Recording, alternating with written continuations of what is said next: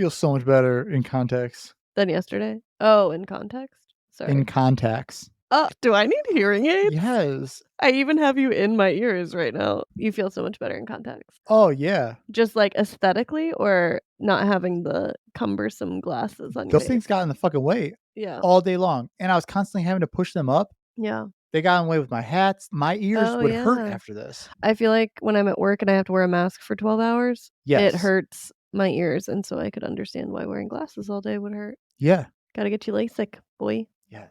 I was reading something about LASIK. Oh, no. I know. Something bad? There's always something about it. It's so annoying. It's like you Fuck. can't even get your tubes tied. You can't even get your LASIK done. You can't even get breast implants. Is life even worth living anymore? My tubes tied? Yeah. I was just reading about it too. I know. You gotta be fertile 4 eyes for the rest of life. It's ridiculous. I was just reading something about that. I know. So I was like, oh, I got to get that done. Like, I might as well. And then I was like, let me read up on it because it kind of feels unnatural. And then it's like, it is. Yeah. And I forget the percentage, but a certain percentage of guys will have like persistent testicular pain for the rest of their lives. 13. Wow, that's a big. So high. Yeah. 13%. Yeah, that doesn't feel worth it. You want to know the percentage of it being oopsie doopsie? What? Guess. Higher than you think. Really? It's not 1%. 18. 9. Okay. That's all. That is a lot. That's such a high percentage. So you won't even have peace of mind knowing Josh. Nope. I'm not. Absolutely not. You'll have sore balls and maybe a baby. Yeah. What an ad. Side effects. Sore nutsack and a baby.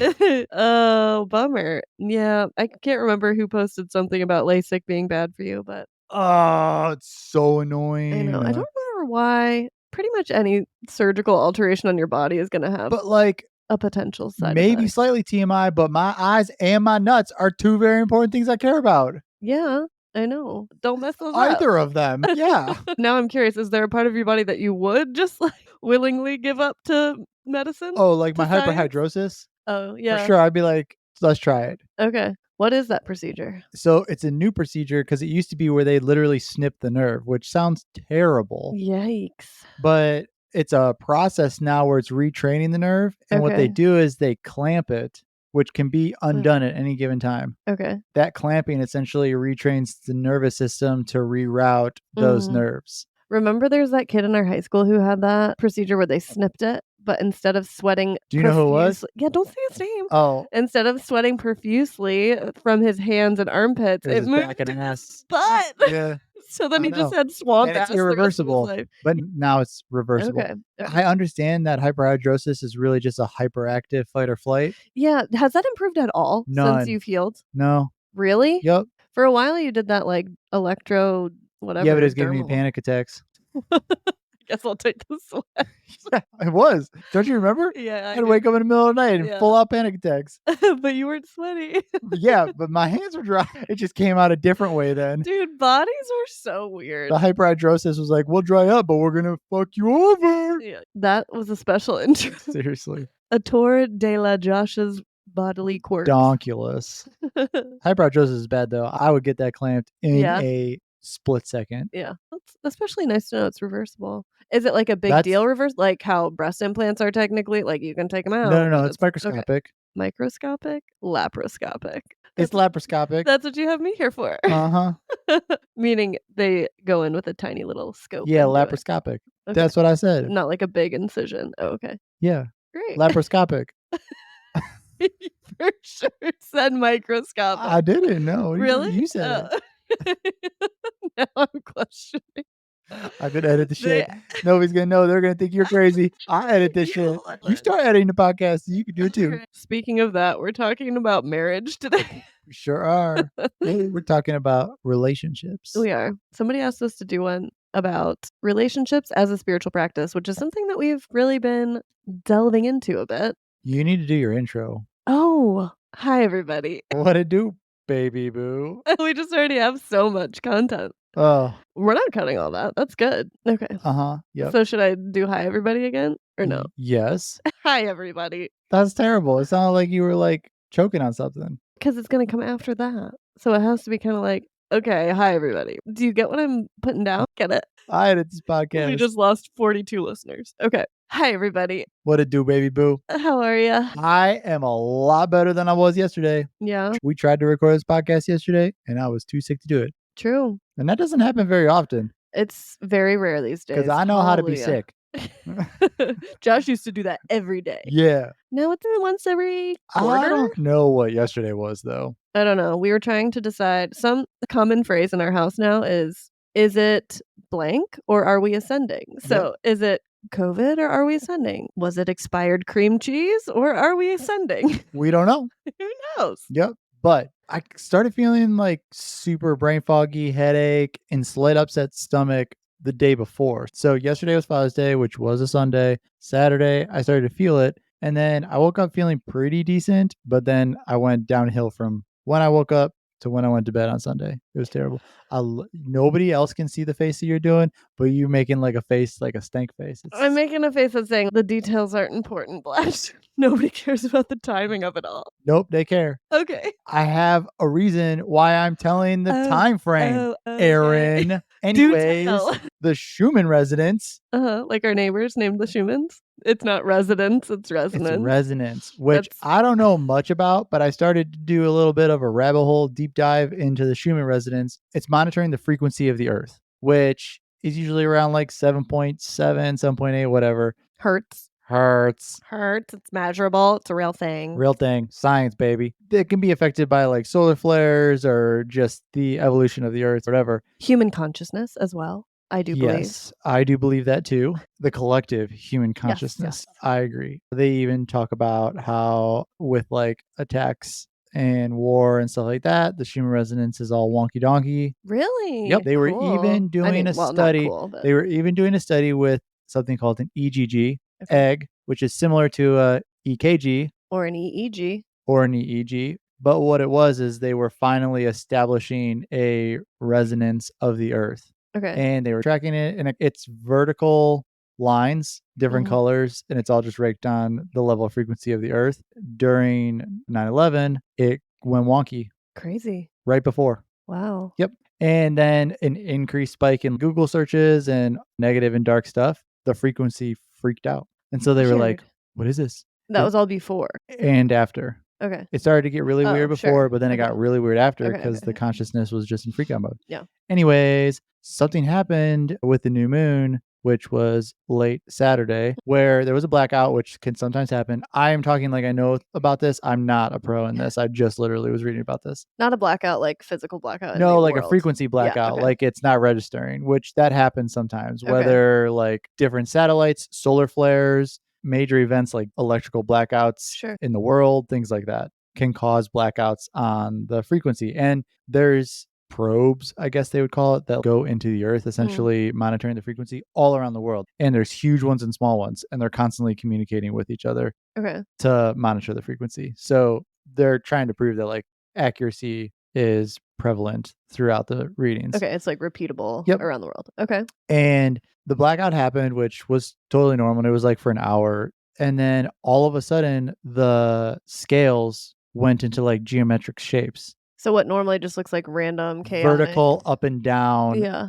lines. Combined, it looks like if you were looking at an earthquake Yeah. frequency, Like where on a it's Richter scale. kind of, but it's Okay. not like a single line that's going up and down like a heartbeat. It's literally just vertical lines squished together to make a gradient Okay. going from It blue looks to like white. what static sounds like is the best way to describe it, in my opinion. For sure. That's a great Yeah. way to put it because it is just hertz. Yeah, but then all of a sudden it turns into this Geometric, and everyone's freaking out. Oh my gosh, this is a DNA download, which could be, who knows, but it just literally looks like geometric now. It's Yeah. crazy, and it Yeah. never has looked like that like ever almost before. a little bit. I think the word is double helix is like Yeah. the shape of DNA. Yeah, yeah. It looks That's kind why of people like are that. saying it. Yeah. Like, oh my gosh, our DNA shifting. Weird. So you were ascending. It wasn't bad Either cream way, cheese. I felt terrible right when that started. And then all day yesterday, I was just feeling gross, like Yeah. upset stomach, headache, slight nausea, intense brain fog, which I never get anymore.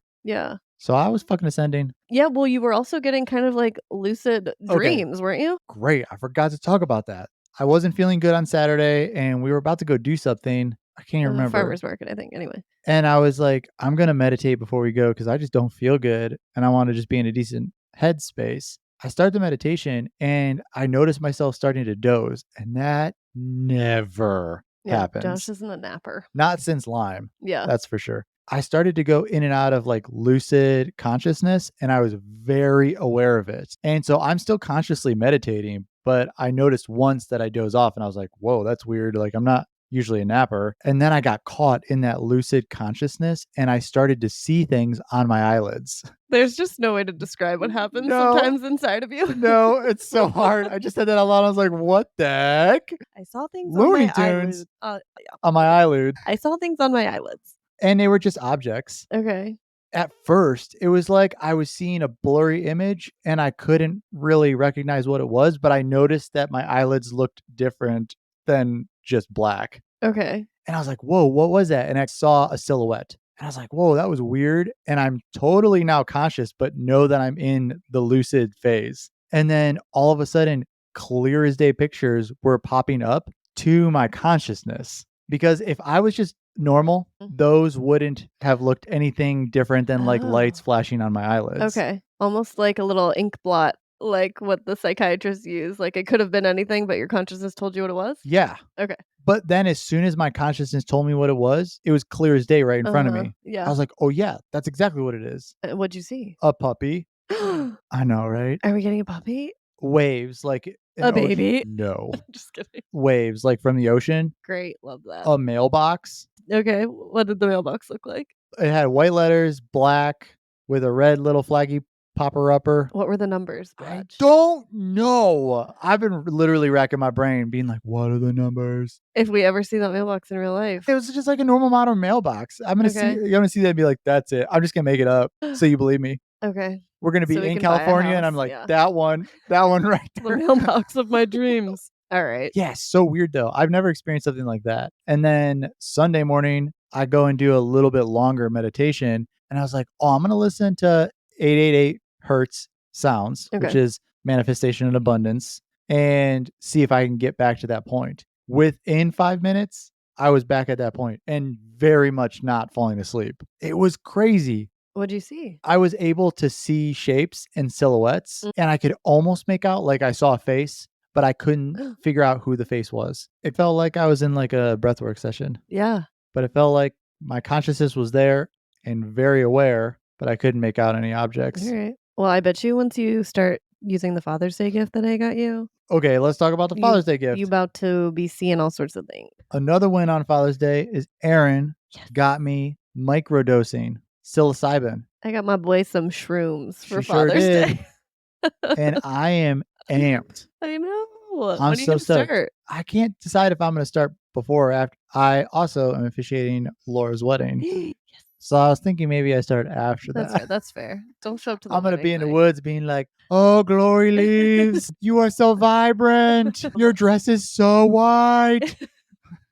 That's the whitest white Oh, I've ever holy seen. bee." Okay, you will for sure get kicked out of the wedding. So yeah, Talk to us a little bit about, like, how much can we say about microdosing? as much as we fucking want. It feels like a very bizarre, so I got it from this really cool company that ships them. I don't know how they do it because it's technically illegal. DM me if you want it. I don't know. It seems like a really legit company though.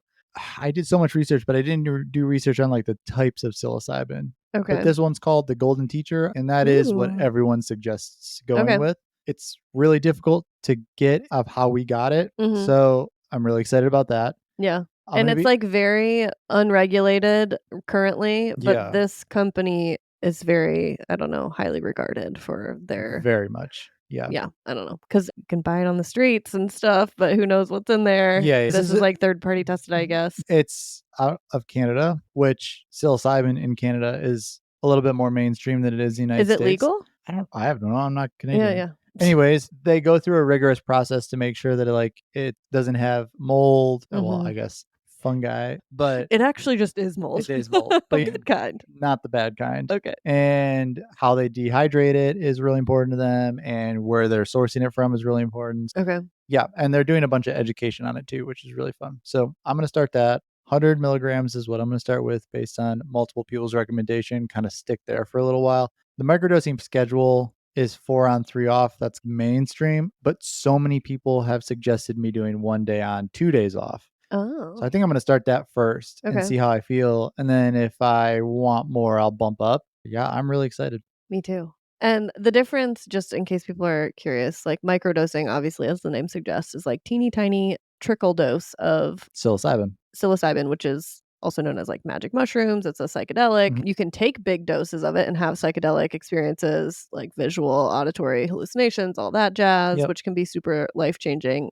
And they're learning as they start to research this more and more. It's really powerful and helpful for diagnoses like PTSD and like for veterans coming back and trying to reintegrate in society. Mushrooms have been hugely helpful. One of the But main psilocybin dudes spoke at Wisdom 2.0, oh, yeah. and yeah, they're working heavily with the FDA, and they think by June it'll be FDA approved for Wow. PTSD. Yeah. So cool. Which means once it's approved, they'll also have codes for insurance. Yeah. So that's huge. But microdosing is more so this trickle effect, and so you're not having these big you're not high. It's more so people say at least, it's more you notice actually what you aren't feeling or noticing. It's like you just feel way clearer, I guess, is what I've been told. But for Yeah, some people, it can spark, like, creativity or productivity or just, I don't know, yeah, just general better life. yep. So, yeah, we're curious to try it. Yeah, I'm super curious. I think eventually at some point we're gonna have my dad on, and I wanna talk to him about He's actually really into it. He's doing mhm. bigger doses. He's not doing microdosing right Yeah, now. Yeah, my experience is gonna be different than his. yeah. I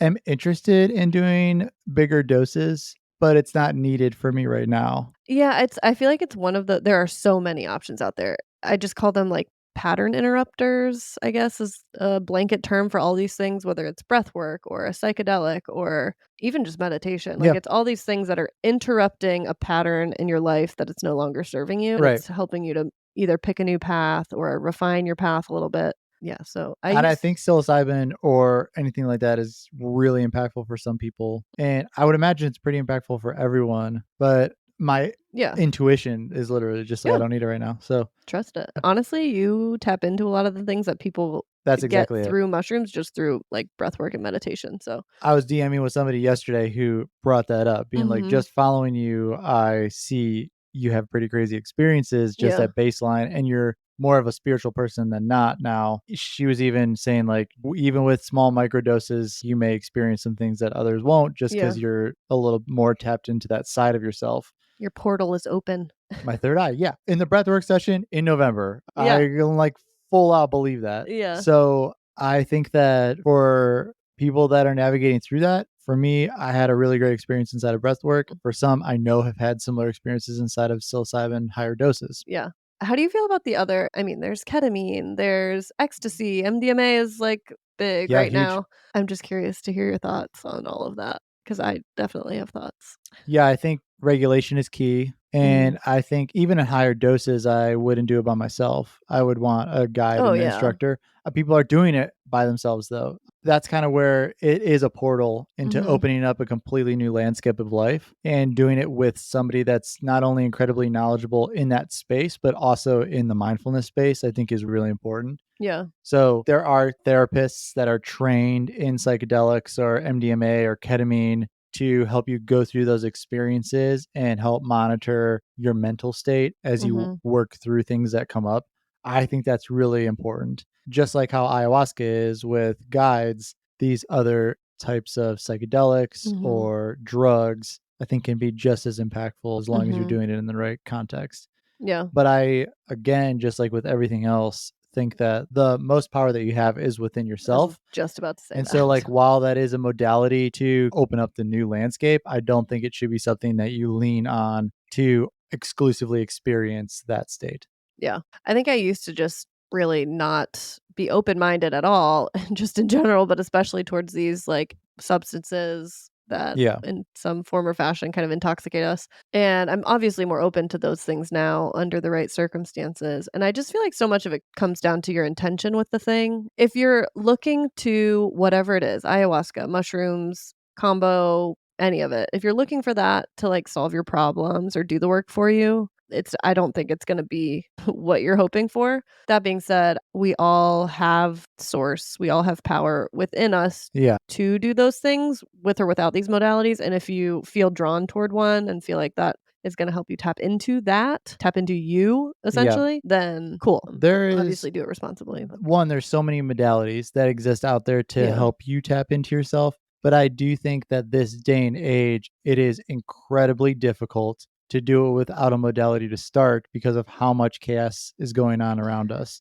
There's Yeah. so much congestion in the mind Mhm. and trauma and things that we haven't processed. And there's just so many things blocking just Mhm. like that inner knowing to its authentic self that I think stripping things away and easing that or completing narratives or whatever that may be potentially is necessary in the majority, but it's not something that you should be leaning on all the time. Or, like, maybe not step 1, like, try we've talked about this in the I would episode with imagine Kimberly. that not many are step one going to ketamine. No, but, it's growing popularity, especially in the mental health space. It can be very effective for, like, depression Yeah. and these disorders that people really battle with. So of course, especially if it's research backed and we're like, "Wow, this is really changing the path for people," cool. But don't skip over the meditation, the breath work, those things that Right. can I don't know, it's just a gentler path perhaps? I don't know. Mhm. Or it can even just, like, prime you for that next pattern interrupting Yeah, yeah, experience yeah. that you have. Yeah. Anyway, I was just curious to hear your thoughts. I don't think anybody needs ayahuasca. I don't think anybody needs all these other things to help them heal, but if you're drawn to them, I I guess think just there's stay so open. many different ways to heal, and Yeah. your path to that can look any way you want. Yep. And if you choose to use modalities for it, just fucking go. Yeah. I can dig it. All right. Schumann resonance. What about the Schumann resonance? Did I finish? I think you did. Oh, okay. Was there anything I else? had no idea. Actually, that was all just the response to me asking how you are, so you failed to ask how I am. Classic.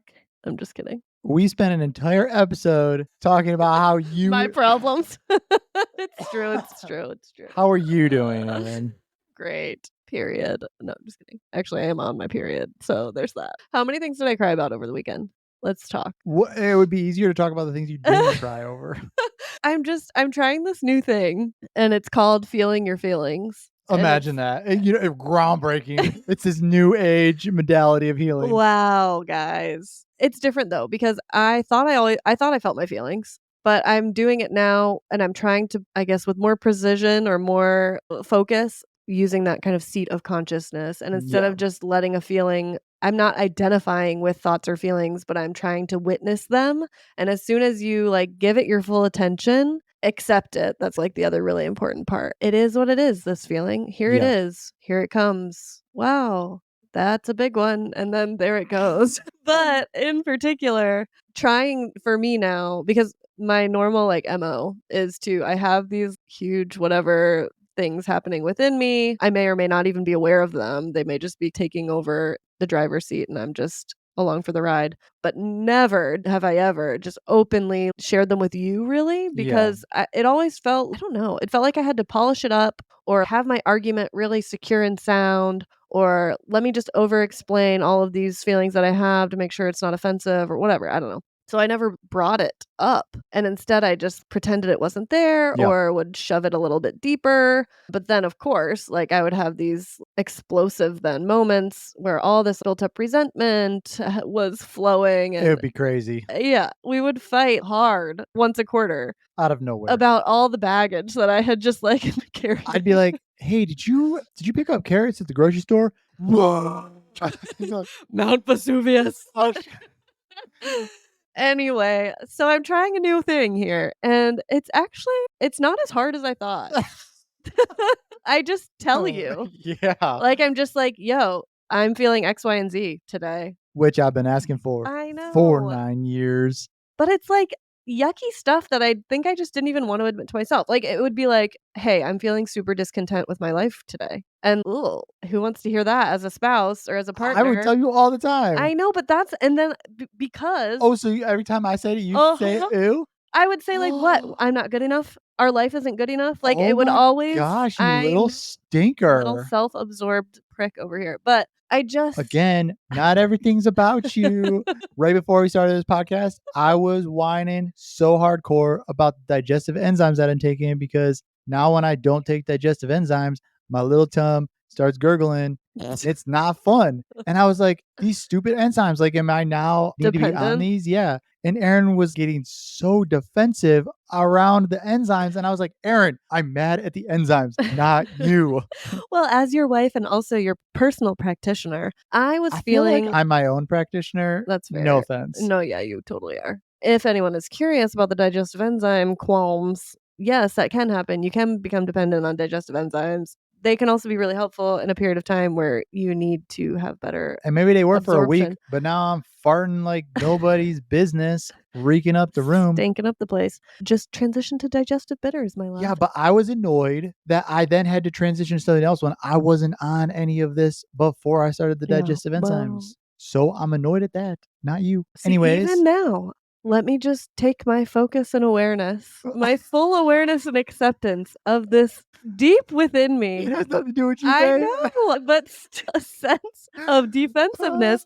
Okay, but hysterical. Stop here's defending the emotionless enzymes, I'm not has defending no the enzymes. consciousness. I'm defending my knowledge that it's feeling inadequate for your health problems. That's I what's deep wasn't, in here. but I wasn't looking for your knowledge. I know, Girl, get girl. stop it. But what I'm saying is, as soon as I can take that seat of consciousness, which is 2 steps behind all the thoughts, emotions, feelings, it's the one Behind or before? either. I don't Okay, it's like okay. I would look at behind as like my you were behind. late. Oh, no. No, Two not steps 2 steps behind. before. I see what you're saying. No, what I'm saying is it's behind, above, I don't know, within, below, Wow. So here we are. whatever. Consciousness is the seat from which you sit and you observe all the things that are not actually you, Yeah, but are still within you, and 100%. not we're not judging them. We're not even labeling them. We're just literally saying, "Oh, I notice you. There They you exist. are." Yeah. When you bring your full attention then to that thing and accept it fully, we're Mhm. not resisting, we're not naming, we're not judging, Yep. we're allowing and we're accepting and we're noticing. And then all of a sudden that thing loses all of its power. It's Has no like, value. yeah. So Bye, Felicia. it's been good, except I just cry a lot more. You're on your period. Yeah. So what are we really talking about today? Okay, real talk. We are talking about which this my little saga does. It's a good segue, but we're talking about relationship, just in general, relationship, but also relationship as a spiritual practice. Because, first of all, we are not qualified to be talking about anything per I'm se. 9 years in. I'm more qualified than I was before. But yeah, I'm saying we have some lived experience. Our experience is our certification. So here we are. I don't have to prove to anybody that I know I'm whatever proving I to know. myself it's fine. But we've been together for 10 years, over that. There's our personalities I know. just booming out of each other. Uh-huh. First of all, I just wanna say, I don't think that it's necessary to have a romantic relationship or a partner in order to live, like, the full, beautiful human experience. I don't think that you need a partner to be enlightened. Honestly, I only think you need love to be enlightened, Yeah. not from somebody else. I think if you can authentically love yourself, you're going to be enlightened. Yeah. It's the inner knowing, inner love. Yes. Just like Young Pueblo says, you can't love somebody else without loving yourself first. Yeah. And I think that regardless of if you have a partner or not, that is relevant. And would you agree that when we both and I think you led the way, as you do, when we both started doing that in practice, I feel like our relationship changed a lot Yeah, it became more authentic. and deeper. Yeah. Just being completely honest, that's for me, it's only been like within this last year or so that I feel like I've actually been learning how to love myself. And I just feel like it's been a big old shift in our life, in our relationship. Obviously, things are not rainbows and butterflies. We still fight. We are still driven by ego often, but it just feels different. It It does. feels cosmic. I don't know. That sounds really corny, but I did want to ask you something. So, Hit me. okay. In Eckhart's book, yes, we all know Erin is reading Eckhart Tolle. I'm sorry, everybody. The It's same book. just changing my life, okay? But he talks about, I'm going to read it really quick, but he says, the reason why romantic love relationship is such an intense and universally sought after experience is that it seems to offer liberation from a deep seated state of fear, need, lack, and incompleteness that's part of the human condition. So we look to somebody else, we look to this love relationship. When we fall madly, deeply in love with a person, Yeah. it heals us or it, yeah, allows us to not have that whatever nagging thing is with deep within our soul. But Then what happens is once we get far enough down the road with this person, that thing comes back up. Obviously, it didn't go anywhere. We just Right. added another person to our life. But then what happens is we actually start to blame the other person for that thing, whatever it was, the thing that we were avoiding, fear, whatever. Okay. A, do you feel like that was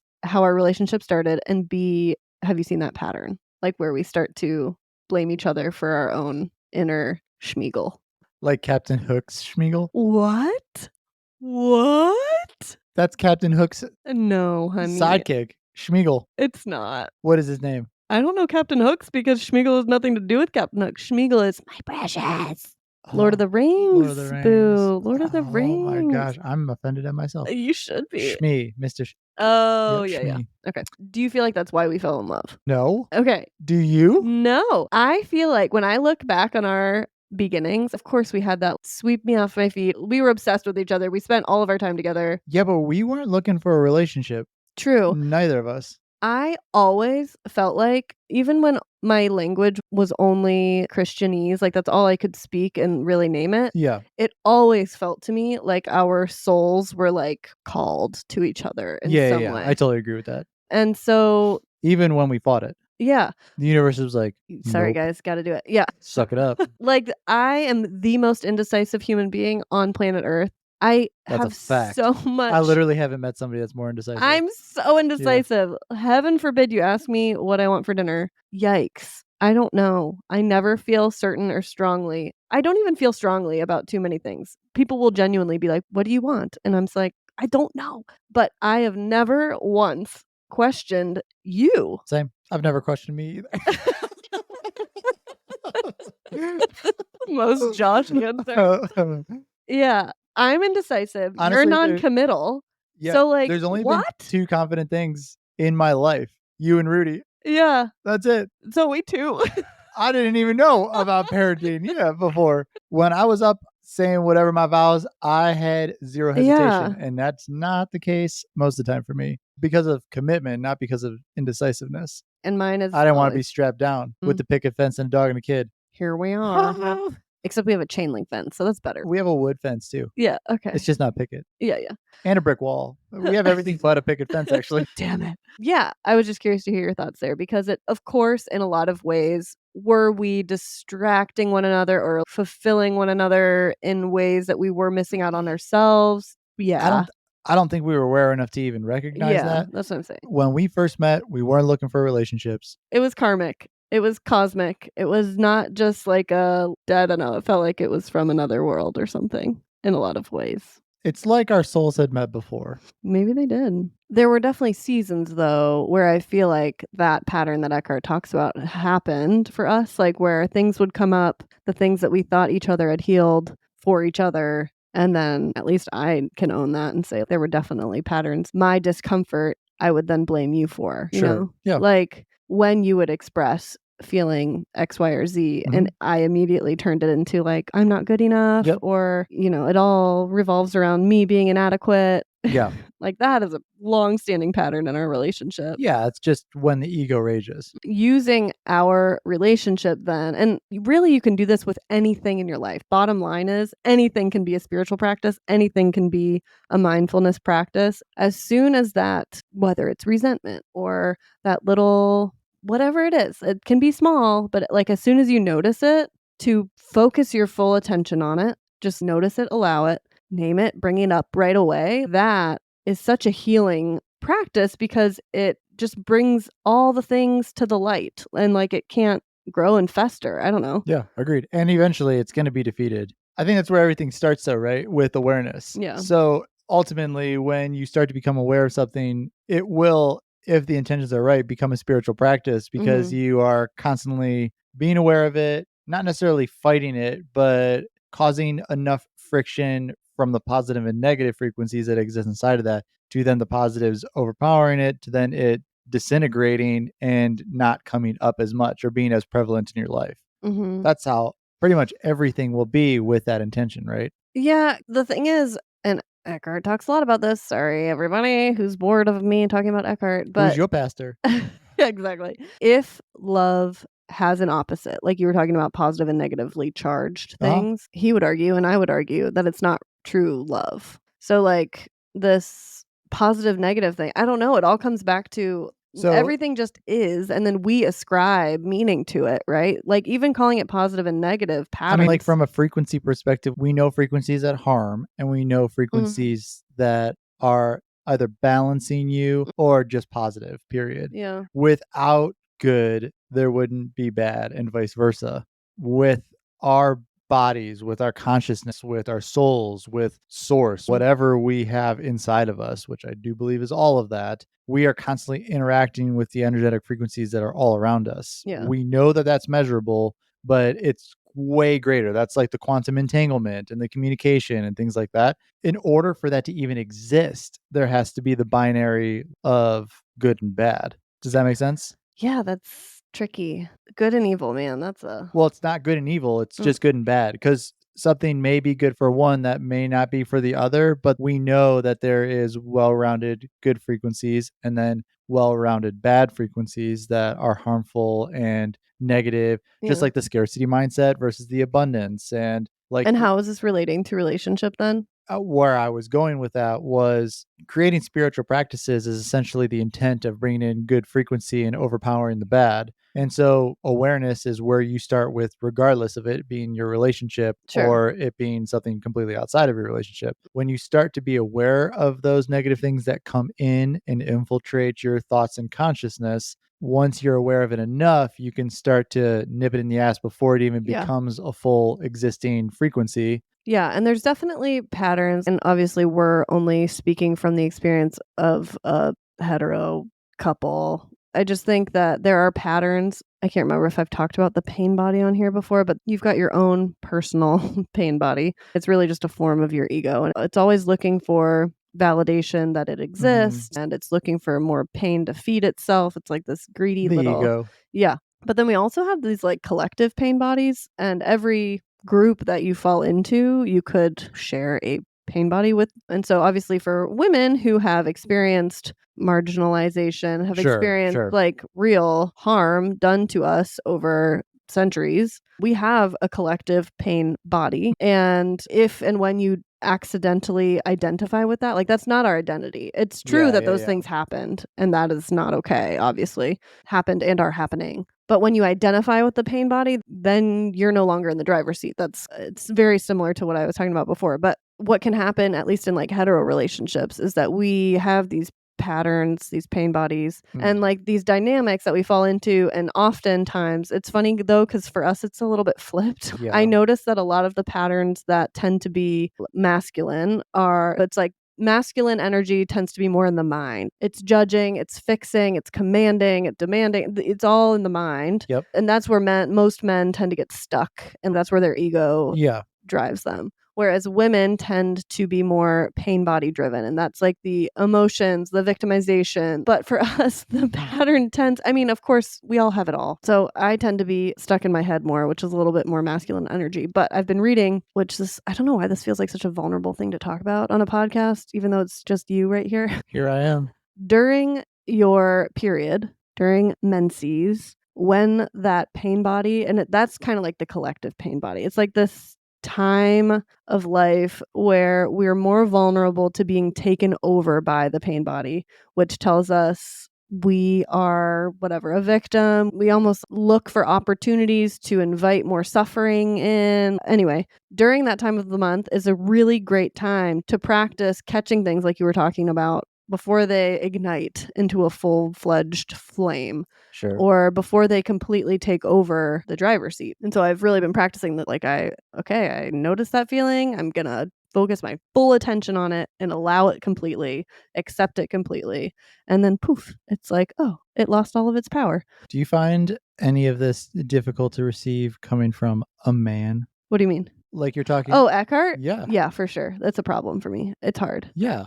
Not Like, just a man, but a how white does man. he know? I know. I think because he's Like, you're receiving this, yeah. but multiple times in my mind, I'm like, "How does he think that he's remotely qualified to talk about this? Because he's not. I Like, think he's never had a period the concepts that I are know of. very helpful. Yeah. So much of it is just the same thing over and over again through a different lens, is really what I'm learning. It's all about awareness. It's all about focused It's exactly attention. what I was saying. It's all about acceptance, like Uh-huh.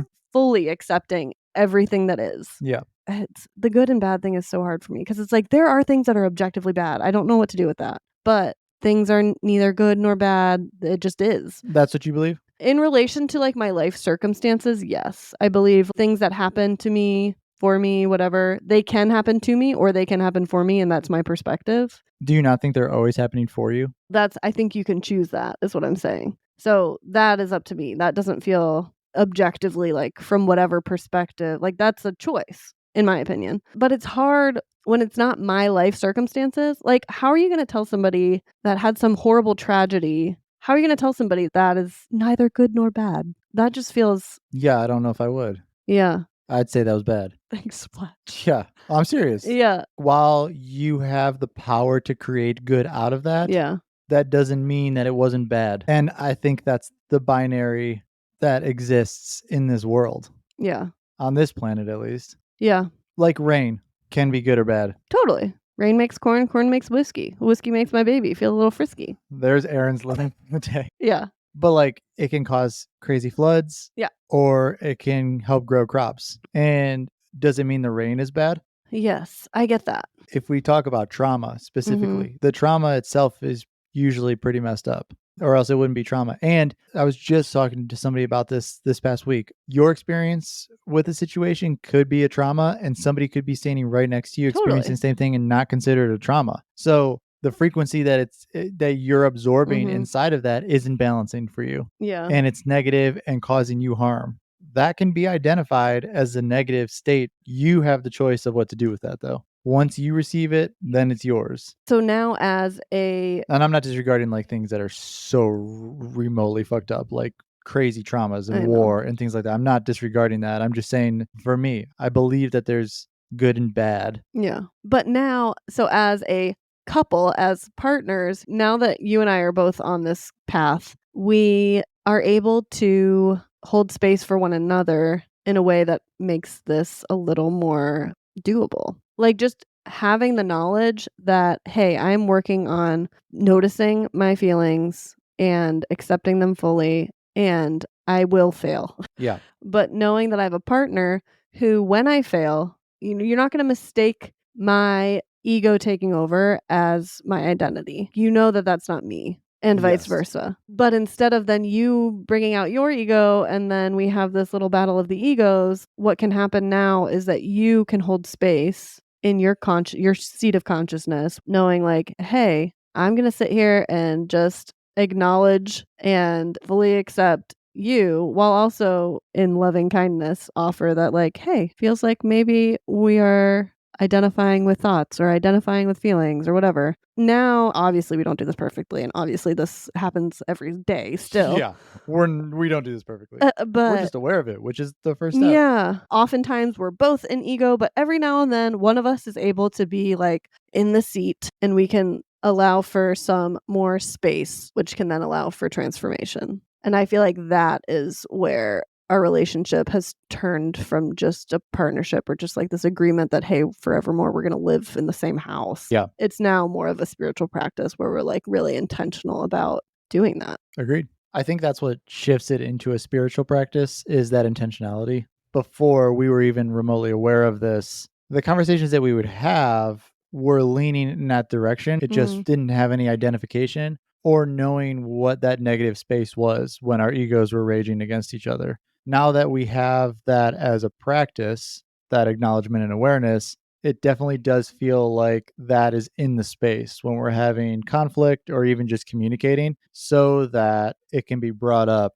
or just in a minuscule way acknowledged. Even just me being able to verbalize, I'm feeling very defensive right now. That shifts an entire conversation I mean, as me even opposed to, saying like you feel really defensive right now. yeah, Tell me that, what that is. yes, because I just think we have an understanding now, not always, not perfectly, but most of the time, I know that you know who you are and who I am, Sure. and that we're also linked. Yeah. But that you're not going to mistake my true identity for these moments in time where I'm living out of ego, living 100%. out of thought, whatever, and vice versa. It allows for intense vulnerability, Yeah. I Agreed. feel, which is something that neither of us were very good at for most of our marriage, I would say. Yeah, we were fake vulnerable. Yeah, we were great at that. Many are. Yeah. I think with this idea of growth inside of relationships being spiritual practices, there's a subset